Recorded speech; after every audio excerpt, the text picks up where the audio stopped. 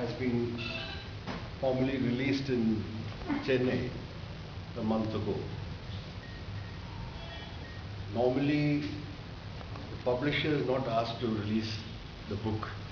Since I happen to be part of Leftward, and I was asked to release the book today, I have made an exception because this book is, the subject of this book is dear to my heart. Because my early political life and work activities started in Madras city with the trade union and working class movement in 1970.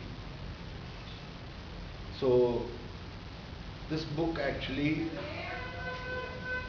is the first book I have seen or read which actually traces the history of the Madras working class movement. This book covers a period from 1918 to 1939, which is the beginning of the Second World War.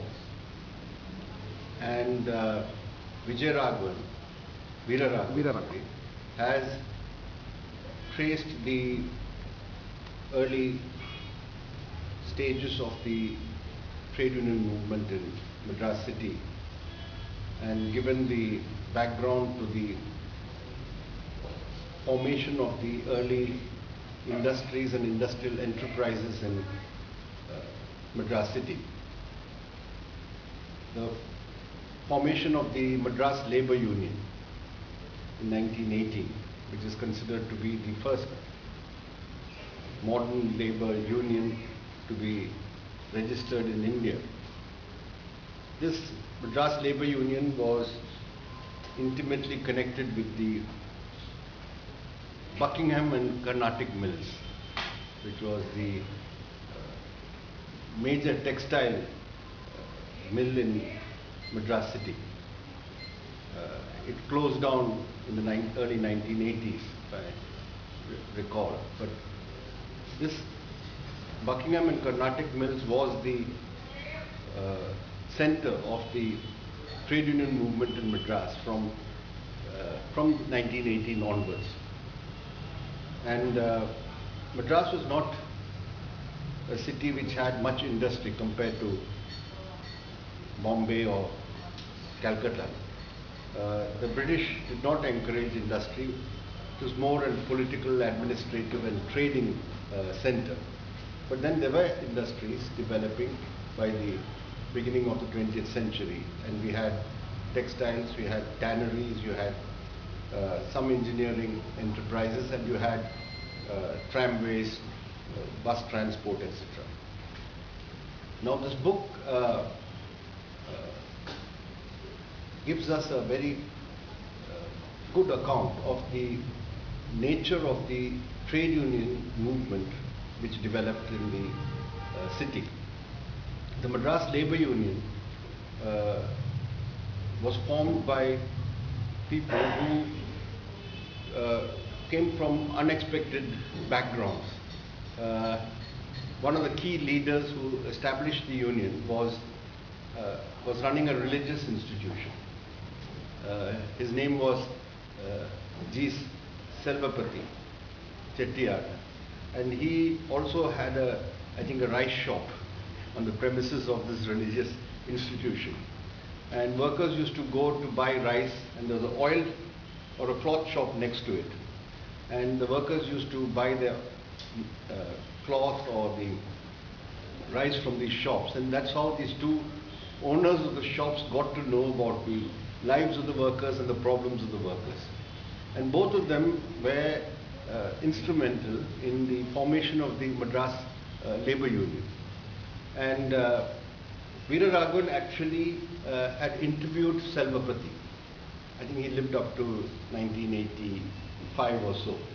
And the Madras Labour Union, the formation of Madras Labour Union provided the impetus for the unionization of other workers in Madras. And this book tells us about the early struggles of the workers. The strikes in the Binni, we call it the Binni textile mills. The Binni, Buckingham and Carnatic was owned by the Binni company. So it's more popularly known as Binni. So the Binni workers went on strike. There was the historic strike of the railway workers. There was a company formed of the Madras and Southern Maratha railways. And that strike, which went on for more than 2.5 months, Veeraraghavan has given us a very graphic account of the heroic strike of the railway workers at that time. The leadership of the trade union movement was provided by people like Selvapati, and the other stream was the Home Rule movement. As you know, Madras was the headquarters of the Theosophical Society and Annie Besant's Home Rule movement. The Home Rulers were the ones who provided the early leadership.